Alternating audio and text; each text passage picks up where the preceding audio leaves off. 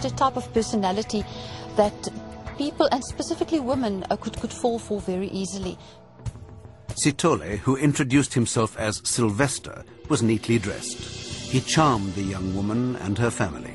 He was able to make himself into this presentable person that middle-class people were able to invite into their homes and even contemplate having their daughter date or entrusting their child to his care.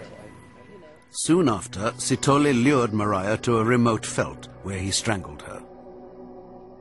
It was his first murder. When Mariah's body was found, a cryptic note had been scrawled on her leg. "I am not fighting with you. We will stay here until you understand." Sithole reveled in his first kill and began planning his next one. He's got this addiction to the omnipotent power where he thinks he's actually God and he is in control. The only screaming was, "Please, don't kill. Do anything, but don't kill me." Some of them will pray to me like a god.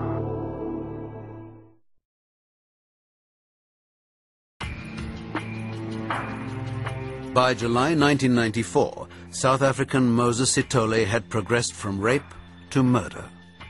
Over the next 4 months, he would assault and strangle 5 women.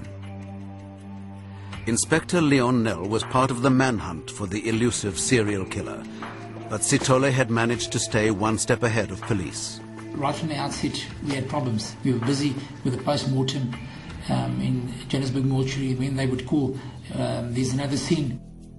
The police would go and remove the body, process the crime scene, and 2 days later you'd have a body at the same spot. That's very arrogant. The local papers gave detailed accounts of how the killer cleverly lured his victims into the veld. The notoriety only fueled Sithole's desire for violence. Very often serial killers are thrill-seeking. They love the media attention. They absolutely adore to be the pivot around which so much activity goes on. As Sithole grew more adept at killing, he developed an intricate system for attracting victims.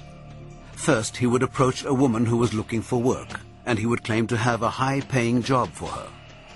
Then he would slowly earn her trust. After interviewing relatives of Sithole's victims, Police Superintendent Vinol Viljoen noticed a pattern. He says he'll be able to help her to get work. Then he'll make another appointment with her. Then they'll sit and just discuss ordering things, drink cold drinks, and then make another appointment. Then he'll say to her, "Okay, let me take you to where I can get you a work." In the final phase, Sithole would arrange to meet the woman in a crowded area where they wouldn't be noticed. Sithole would then flag down one of the thousands of minibuses that work as taxis in Johannesburg. Investigators believed that Sithole acted out this elaborate hoax because he found pleasure in manipulating his victims. So we mustn't just isolate the rape and the murder as the crime, but rather what happens before, during and after. Even while he's walking with his victims, he's already successful. He's convincing them to come with him. Sithole would have the minibus drop them off near an opening to the veld, not an uncommon request, as footpaths through the fields were often used as shortcuts. He would lead his victim down the path and out of sight, then take out his knife and make her undress.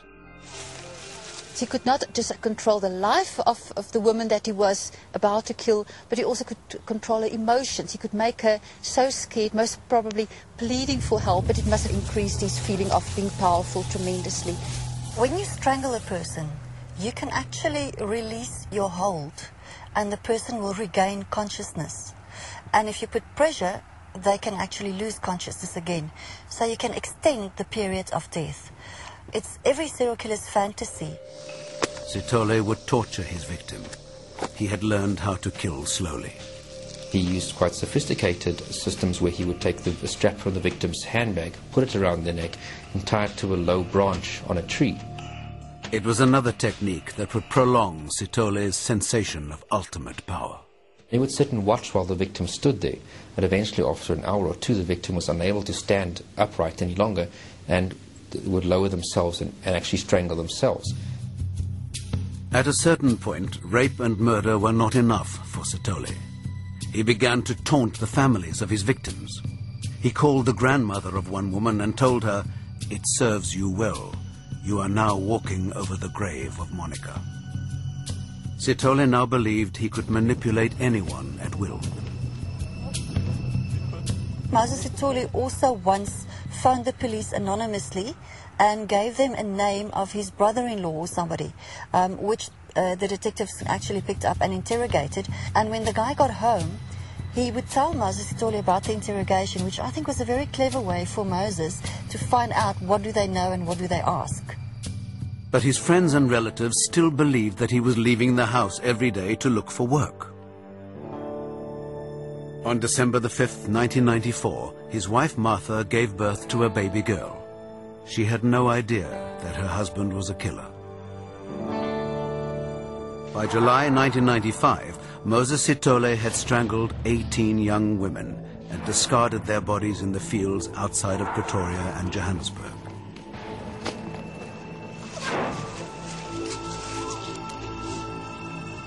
Police pursued every lead they had, but still couldn't put a name or face on the killer.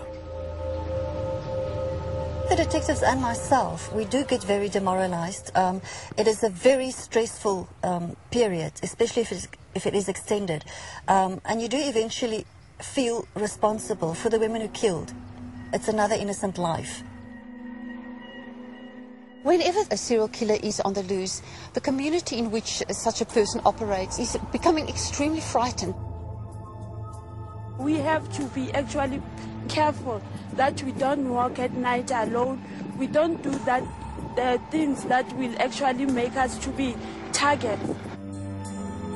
South African women had become increasingly cautious, and Sithole needed a more sophisticated plan for luring his victims.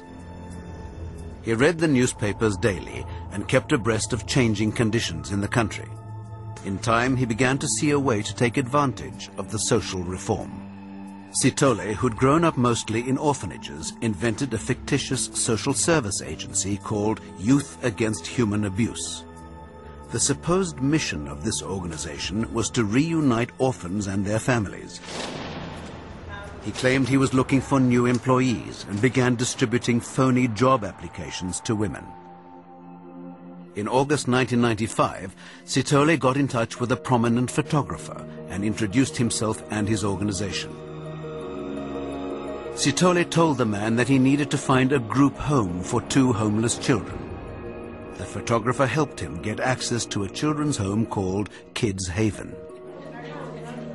Outside the center's laundry, he met Tipina Mogotsi, a single mother who supported an extended family by working at Kids Haven. Tipina's friend and co-worker, Esther Mahlangu, remembers that day. She was staying with her mother and 1 sister and 2 brothers in Tutuza. And she was the only person who was working. He offered Tipina a hefty bonus if she would come and work for Youth Against Human Abuse.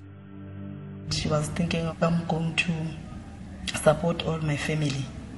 So she was happy, very much happy. Sithole returned the next day to tell Tipina that her application had been accepted. He made an appointment to take her to her new job.